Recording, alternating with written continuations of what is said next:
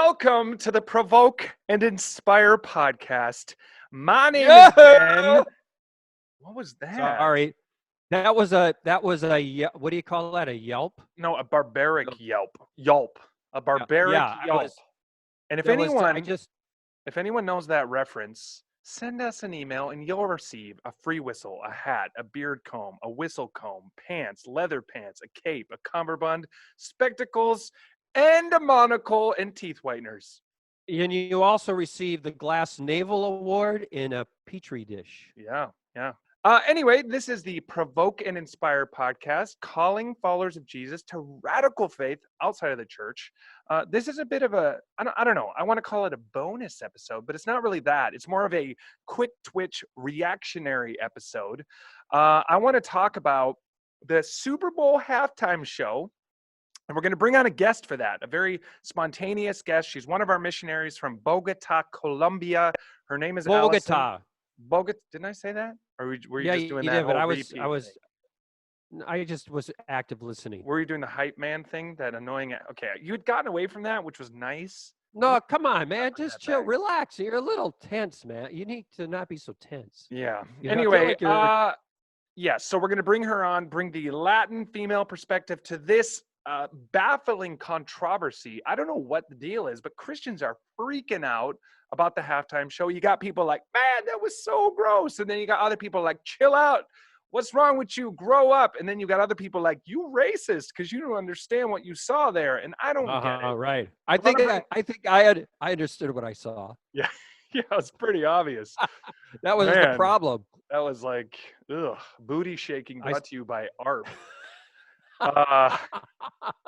Anyway. Yeah. So anyway, we're going to talk about that a little bit because, again, I find it super weird. I feel like as followers of Jesus, the analysis should be pretty obvious.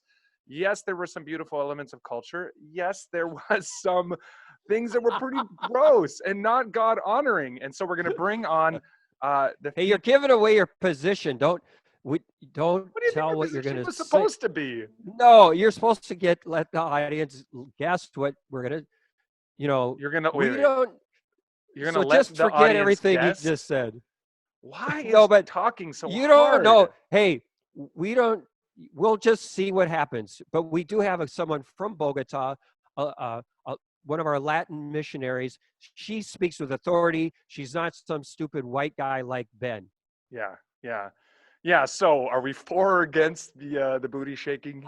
You tell us. We'll see. We'll let you know.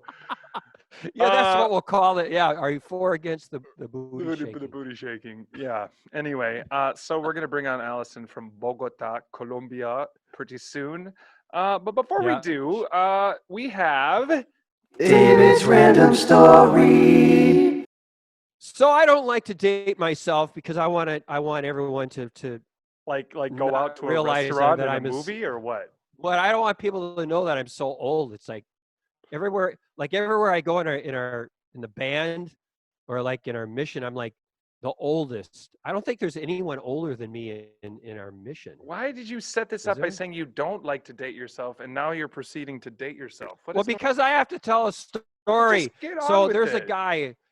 I will, but you keep interrupting me. So there's this guy. His name is Larry Norman, and I don't know if anyone even knows who that is. He's considered he's like the pioneer of Christian rock.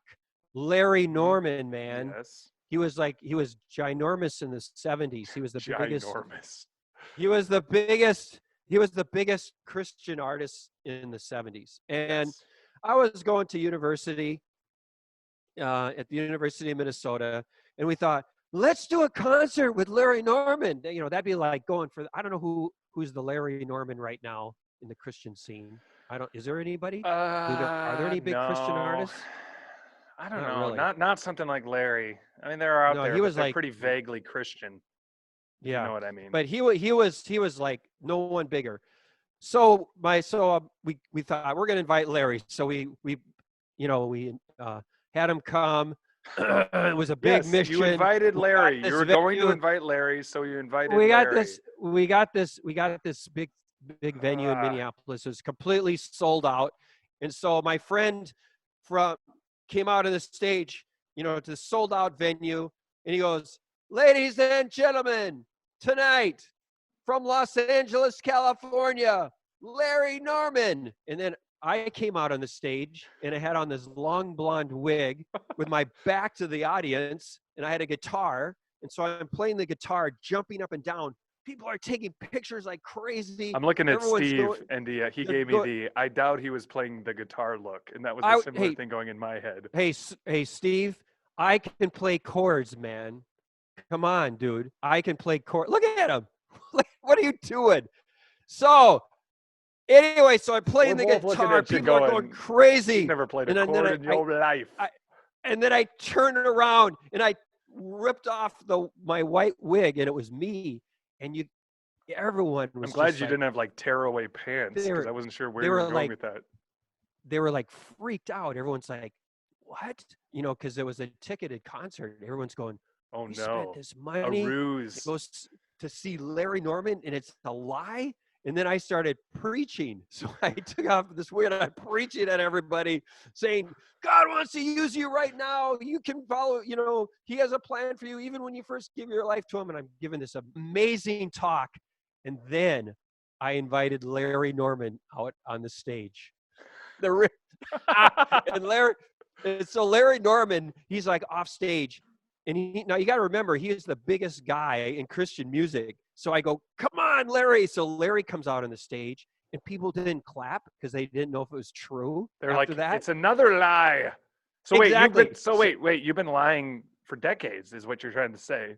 I wasn't lying. So then Larry Norman, he comes out on the stage, and no one's clapping, and he is PO'd, man. He is not a happy man. Because you basically use him. Yeah, that's exactly. The ultimate bait and switch. Yeah. So then he just mocked everything that I said. He said, because I was saying that God wants to use you right away and all that, and Larry's going, do you ask a baby to drive a car? So we literally ripped you, but you didn't care, did you? You're like, that was a badge of honor. No, I didn't care because I still liked him. And so he completely mocked me. And then what was cool is we were doing a tour in Germany, and someone tried to organize for it that we would play with him in Germany. And he said no. And it didn't work. And it unfortunately didn't work out because I was going to do the same thing to him again, Yes. But anyway, that's the random story. So it's always good. So when we do something with Justin Bieber or something, we need to do the same thing. I don't know. Yeah, there's actually a guy in is it Canada?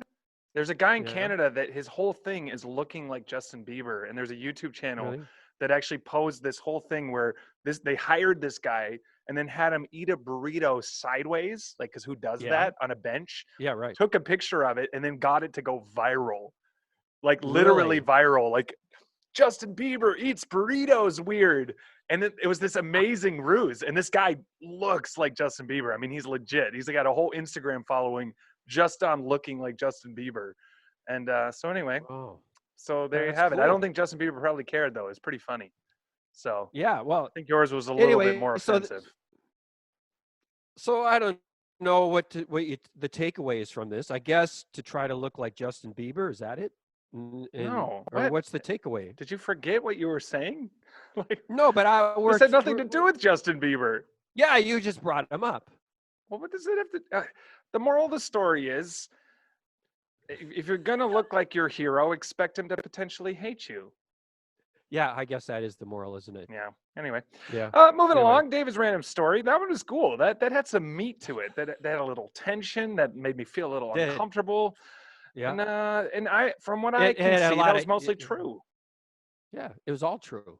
Yeah. Actually, 100%. Most people probably won't think so based on all of your other chicanery, but that's the price you pay.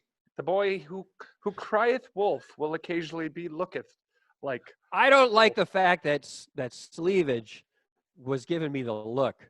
Look at him. He's always giving you the look. Sleevage. Isn't this cool what I'm doing? This whole dynamic. For those that are only listening and not watching, I'm whipping this camera around. I'm getting all these action shots. I'm just full of beans today.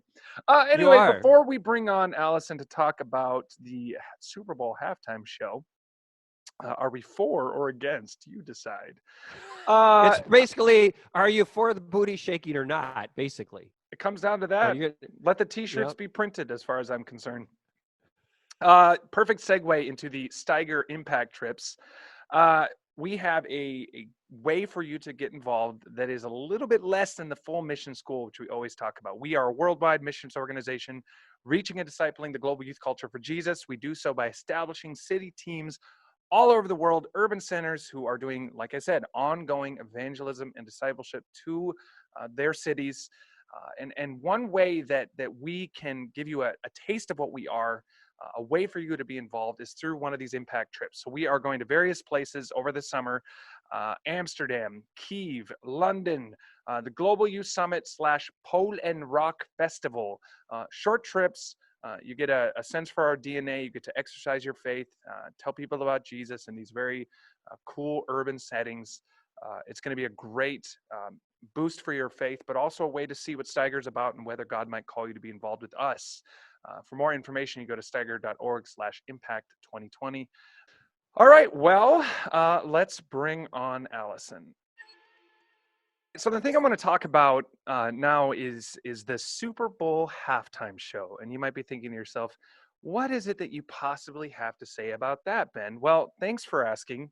I don't know if you've been paying attention, but this has caused quite the stir. And what I find very strange is that despite the obvious reactions to it, that it was kind of racy, that was kind of intense, or maybe it was just a beautiful celebration of Latin culture. I don't know what you thought of it, but I was very, very surprised, not by the performance itself, not by the sort of sexuality of it. I mean, that's just secular culture, right? That's not a shock. And anyone that came out on social media as a Christian and was so shocked, I find that a bit laughable, honestly, because these same people are likely watching Game of Thrones with their spouses, on the weekend and have no problem with that. So the shock element of it, I think, is odd. But what did surprise me was the Christians that were coming out in defense of it. I have seen a lot of Christians who have said, oh, you just don't get it. You're not woke enough. You don't understand Latin culture. I've seen a lot of Christians say, just calm down. Are we really that childish, that a little bit of provocative dancing is offensive to us? Or I've heard Christians say, oh, there's so many evils in the world. Why are you just focusing on this? This very lazy argument about, well, the existence of many bad things makes it illegitimate to highlight one specific bad thing. All these kind of weird thoughts. And I finally felt like we've got to respond to this. But one of the beautiful things about Steiger, the mission that we are a part of, is that we have missionaries from all over the world, Steiger missionaries, who are doing evangelism and discipleship in almost every continent of the world. So in Europe and the Middle East and Australasia, and of course also in the Latin world. So rather than just hear my perspective or David's perspective, I thought we would bring on one of our Steiger missionaries from Bogota, Colombia. Her name is Allison. She is a bold woman of faith. God is using her in amazing ways. But I really felt like it would be great to hear from you, Allison, what you thought of the halftime show, and maybe speak into a little bit of this idea that, oh, what we saw was just cultural. And if I just wasn't so white and if I just wasn't so male, then maybe I would understand what I was viewing and create, and not create sort of this sort of moral judgment against it. Could you speak into what your view of that performance was and maybe help me understand something I'm missing, or just give your thoughts on what it was and whether it was honoring to God? Yeah, well, thank you so much for the invitation. And first of all, I do think that the way they show like the culture, the Latin culture and like women culture, it's kind of a stereotype from this like American culture. Actually, this is an American show, and it's really cool that they want to have this Latin blood in it. But when people talk about that this reflects the Latin culture, I will feel disappointed. I feel it's not even about culture. It's about the broken world that we live in. And when people say about like, yeah, like this is how you are, it's something that we carry like on a label everywhere we go. And I think that it goes beyond it. We live in a broken world where we are sexually broken. And I think this is kind of the main issue of this. And yes, I have to say that in Latin America we have this kind of sexualized culture, but it doesn't mean it's everything about our culture. And I think, like, as a woman that is from Latin America, I will feel kind of offended, when people say that this is what represents me, or this is what represents my culture. And you were talking about that it's also like a small issue among a lot of issues, but I actually think that is a really important issue, because this is kind of a picture, this show is a picture of how our society is. And since these little details, we have made more major issues, like when we just don't care about this, we're just ignoring other things, like these stereotypes, or like the way that we see women sometimes like a sexual product, especially in Latin America. And I think this is something really sad, and this is something that the church should be silent, and that the church just can't say, well, it's something cultural, because it's actually not. I think we have to not be quiet, and address this, because this will bring also to, this has been to broken families, this has been issues of even like pornography, like we don't look at that like something really awful, or many people don't do it, but I think this is the root of many major issues as well.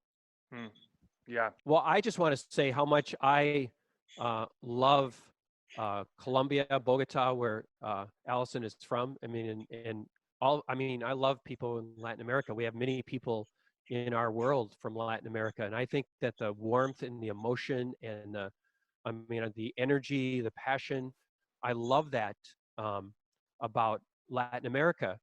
But then there's also, like you were saying, Allison, there's this highly sensual, sexual thing.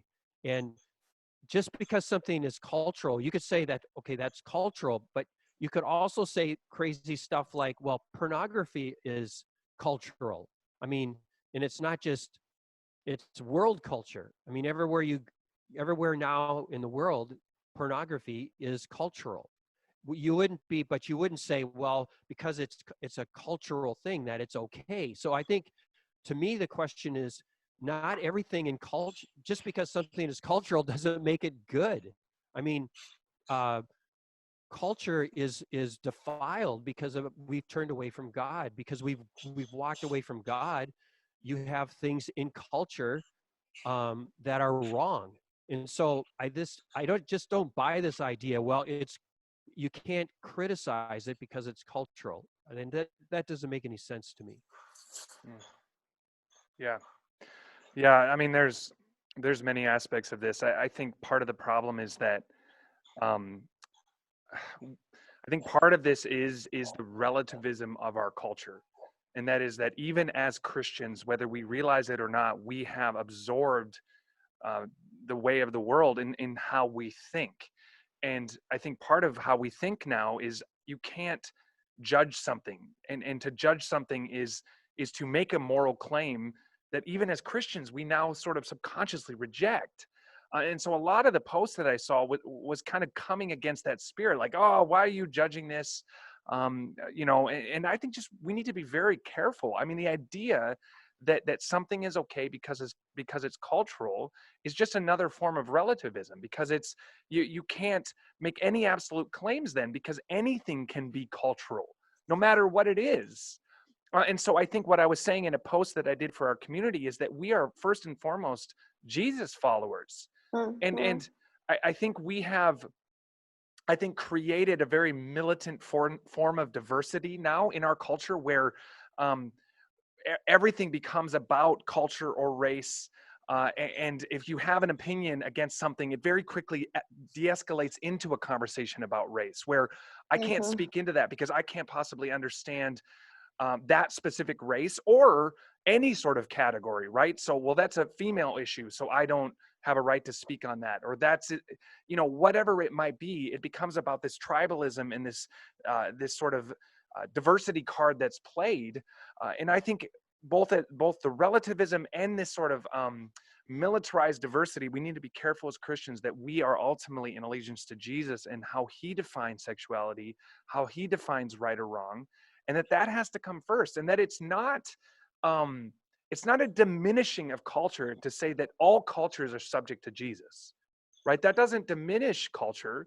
That redeems culture, because then we look at culture through the lens of what honors God in a unique way in Latin culture, what honors God in a unique way in European culture, and not just sort of making culture the God itself. Isn't that a part of this, Allison? Is that we have bought into the relativism of our age, and that has made Christians afraid to challenge parts of a culture that either they belong to or may not belong to, but it looks cool and woke to say, oh, well, I don't want to get involved in that because that's a culture I'm not a part of. Yeah, I think one of the reasons is, as you say, this relativism we have, and also this value of tolerance, like we have to tolerate everything. Because when I was looking a lot of comments, they were like, well, if you didn't want to watch, like if you didn't want to see this, why did you watch it? Just turn your channel or just do another thing, but don't bother us, And so many people are afraid of talking about this because it seems like we need to be tolerant with each other, when there are like really deep issues that we have to address.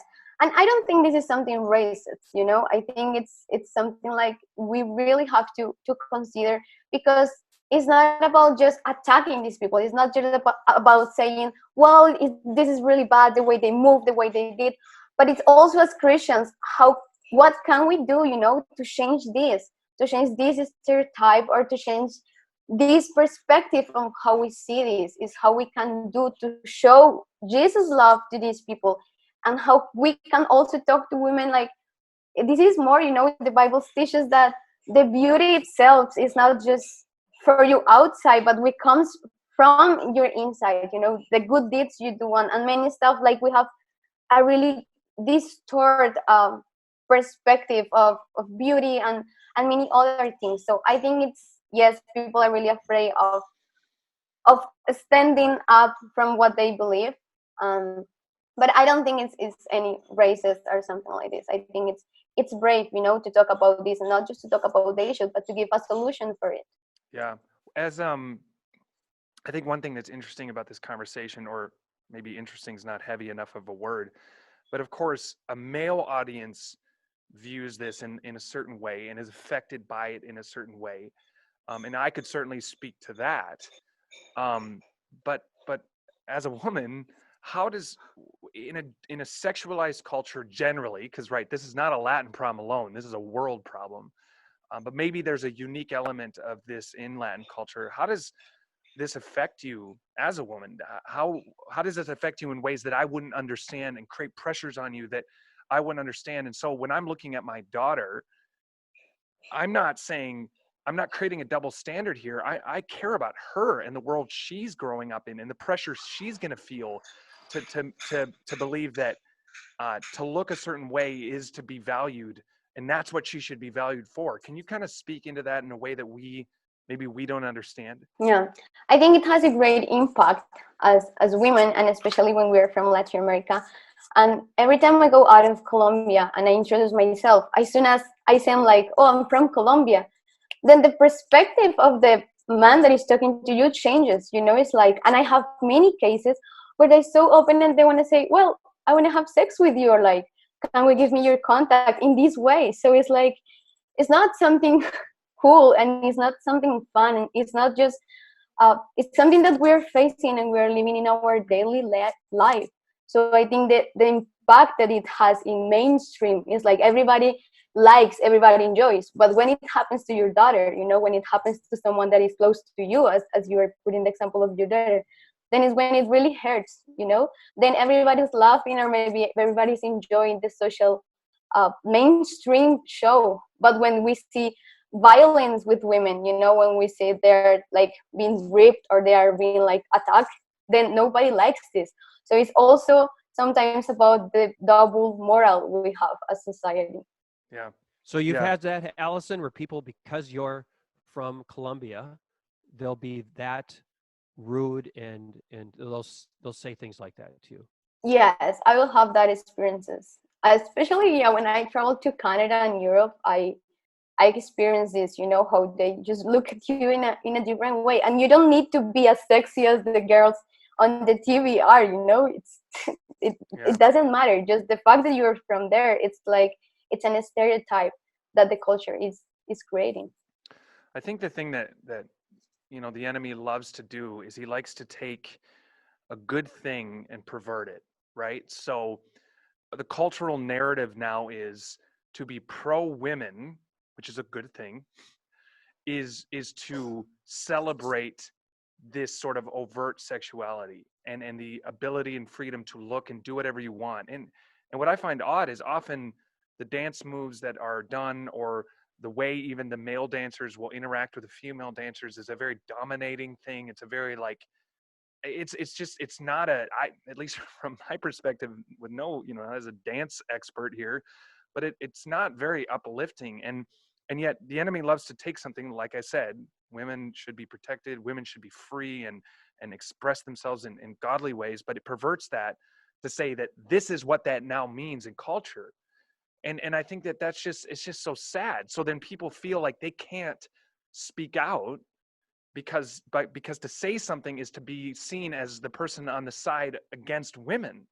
And so I think that's where this crazy narrative needs to be changed. And as Christians, I just feel like we should know better. I am not, when I say I look at those moves and I find it you know sad to watch women portray themselves that way, I say that first as a dad of a daughter who I don't want to feel like she has to grow up thinking that is what it means to be valued in our culture.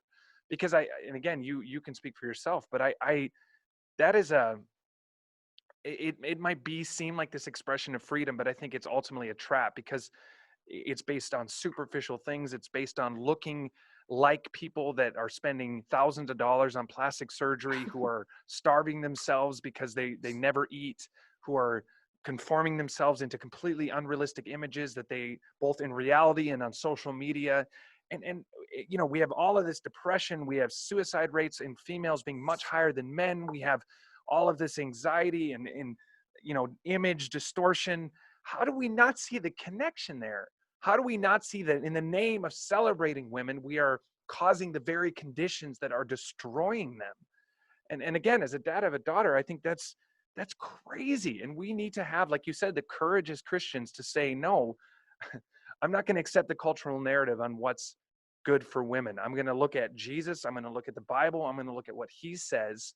And I want my daughter to be known for, like you said, what's on the inside, for her character and her identity and who she is in God, not because she is free to wear nothing and dance in a certain way on stage. Is that really appealing deep down to women? I don't feel like it really could be. It should be. Yeah, I don't think that either. But like social media will always influence your life somehow. And now we're in a world that is connected to everything. So somehow our teenagers are growing up this way. And I think as Christians, we need to work a little bit more in this, also focus on finding our identity in God, because it's really hard as woman as well. Like, it's not just something easy that you say, oh, I believe in God, so I know this is not gonna touch me, or I don't believe I have to look like them to I don't know, to gain fame or to gain attention. I think this is something that the women also fight, all the time, that we're struggling with, because it's not just about how women are seen, but it's about how the guys see them. And sometimes this can also be inside of the churches, and I think it's also important to know that women are struggling with these things, and we have to give them the value as Christians we know they have. We have to see them as Jesus see them, and we have to teach them also, the girls, how to be raised with a mentality of who is my identity. Like, as you were saying, my identity is not based on how I look. My identity is not based on what I do, because also this brings another huge problem, that is suicide. I think so. Like, when you wanted to take your life, many times we think it's big reasons, but sometimes when I have talked to girls, especially I studied in a female school, many of them just felt ugly. They didn't feel good enough to measure up with the prototype they saw in social media. So it's really really sad to see the big impact something like this that we just try to ignore or avoid, like the impact it can have in someone's life. So I think it's a really important for us also as a women to be strong as women and show them what is really the beauty of, like, how can I say, like, the beauty of the women, as the Bible says, like, this beautiful thing is this spice, is gonna go, but this girl who praise God, is the one who will be praised. It's about who you are inside. And I think this is something that we have to clearly share when we go out, when we share the gospel, is also have this in mind, that rebuild this value that the women have lost in society, and especially in this broken world where there is no hope. And now, like, our young guys are just influenced by silly stuff, but that can have a really big Yeah. impact in their lives. Yeah. And again, that is not to discount that there were elements of the performance that were great, and it's not necessarily my style, but it was impressive. The music was amazing, the musicianship. There were a lot of elements of the dance that were vibrant and colorful, and I'm sure were great expressions of the Latin culture. But to not have the maturity to discern what's good from what's not, from what's honoring and what's destructive, to be able to say, I don't have to accept this all or nothing binary summation of it. I don't have to say it's all good or it's all bad. I can say there were elements that were great, but there were elements that were destructive. And I thought this was a very sad moment when, she had her daughter come up and sing. And I thought, of course, that was beautiful. But for me, like, it's this moment, like, is this what you want your daughter to be? Is this what it means to like, this is what she should be aspiring to, and her daughter wasn't dressed that way, and I don't know. It was a sad picture to me of what the next generation is being told, that to celebrate women is to be treated in that way, to look in that way. And that's not what I want for my daughter. I want her to, like you said, to know that her identity is on what God sees in her, and the inside, and in her mind, and that, yes, her body is a beautiful thing, but not to be exploited in that way, and not to be paraded in that way. And I reject the false dichotomy that I think I got to either accept it all as culturally beautiful or all as destructive, when I think, to be honest, there was elements of both. And in addition to that, I reject the idea that I should just leave it alone, and then I'm just being childish, and, oh, like you said, just turn the channel if you don't like it. Like, really? That's how we're going to view what is a very destructive representation of what is being done to our culture. Yes, it was one short performance, but it was indicative of a larger culture that too often says love and honor women, and then yet treats women like objects, and somehow puts these two together and expects there to be a fit there, when it's completely inconsistent in my mind. So, yeah. Yeah, and I also think it's this whole idea that if it's cultural, it's something you can't criticize. When in every culture, there's things that are good and things that are bad. And, I mean, I could go through the list. I think, like you look at Swiss culture, and they're very precise, and I love that about Swiss culture. Or if you look at Germany, I love in Germany about how they have this attention to ambiance and craftsmanship, and how the Dutch can live, small is okay. You know what I mean? In Americans, it can be very generous, but at the same time, in the American culture, you can be very materialistic, which isn't good. Or in the Swiss culture, you can be too rigid, and so you can't think in a creative way. And there's good and godly things in every culture, but there's bad things in every culture. And so, aren't we supposed to have like the Jesus culture? Yeah. I mean, And that's what I was and saying, I think yeah. that's, yeah, I mean, I know. And so I just think, because you hear that, it's like, come on, it's not your culture. Who are you, the white guy, saying anything about it? And that's just ridiculous. I mean, I'm in New Zealand right now, and there were different Polynesian islands where cannibalism was the cultural activity, And I can remember back in the day, I wrote something, I don't know what it was.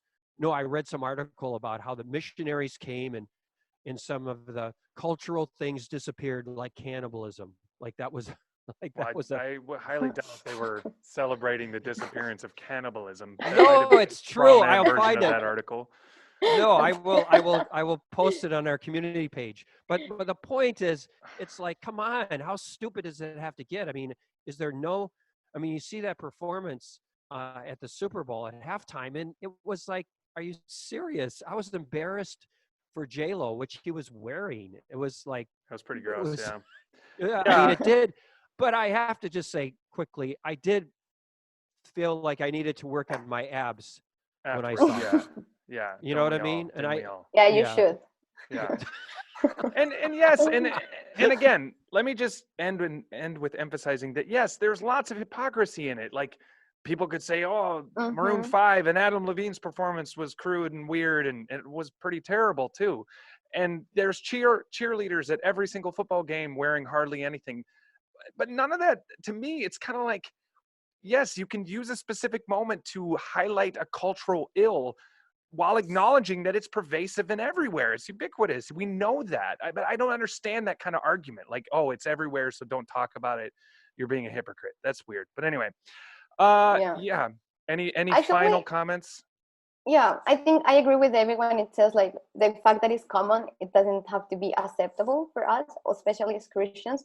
But I also want to highlight something, and is that I don't think that it's just about the culture like itself. Like it's the Latin culture, so they do this because I mean Jennifer Lopez is not even from Latin America. You know, she's born in the States, but her family is it's her background. And Shakira, yes, she's from Colombia, but she's in this like I don't know how can I say like Hollywood Yeah. dream or like it's not just about the Latin culture. The music is not at all Latin as well. You know, it's like a mix of everything. So I don't think it's also fair just to say that this is like uh, something cultural. You know, it's like I think it goes beyond that. It goes like what industry sells. You know, and it doesn't matter if it's Latin or it doesn't matter who else is there. They have to sell something, and what they are selling here is this stereotype of the women, and especially of the Latin women. So I think this is also not like fair to say that it's just about culture, but a stereotype we have created about Yeah. it. Wow. Great point. Yeah, That's a well, very good point. anyway, I think that might be a good place to end there. Let us know what you think. Again, I'm a little confused why this is so controversial. I feel like for as followers of Jesus, this should be fairly basic, right? There's some good things about culture, there's some sinful things about culture. Let us be in allegiance to Jesus. Let us look to his word for what's right or wrong. And yeah, don't be judgmental. Don't treat people well, love them, but call something what it is. Like I just honestly don't get it. And I think it just speaks again to the way we've bought into relativism, and tolerating everything is lazy. That's not loving. Tolerance is lazy. It's not loving. I'm sorry. Like I don't tolerate every behavior of my kids. Like that's not, that'd be terrible parenting. I say these things will be good for you. These things will destroy you. I don't tolerate everything. I set boundaries. And in the same way, God has set boundaries for us, not because he's cruel or sadistic or mean, but because he loves us. And when he says to treat women this way, will destroy them, will destroy men, will destroy culture, he does that for a reason. And as followers of Jesus, like you said, we need to have the courage to follow his way, because is his way right or not? If it's not, Yeah. then just say that and be honest. But otherwise, believe his word to be true and live that way. And honestly, it is what will lead to human flourishing, and not, Also, yeah. yeah, the real question is like, is this glorifying God? It's not about what you see is good or right, you know? I can see many things as right because I'm like sometimes influenced by my culture. But the real question is like, is this glorifying God? You know, is this bringing glory to God? Is if it's not, it doesn't matter if I think it's okay. I shouldn't stand up against it, you know, because for it, sorry, because it's about God's perspective. It's not even about mine. I live in a fallen world, and sometimes my heart may trick me. You know, the Bible says that there is like nothing else that can trick us more than our own heart, our Right. opinion, our own mind. So I think it's more of asking like, it's just glorifying God. If not, even if I Absolutely. don't see anything, but I should just think about it.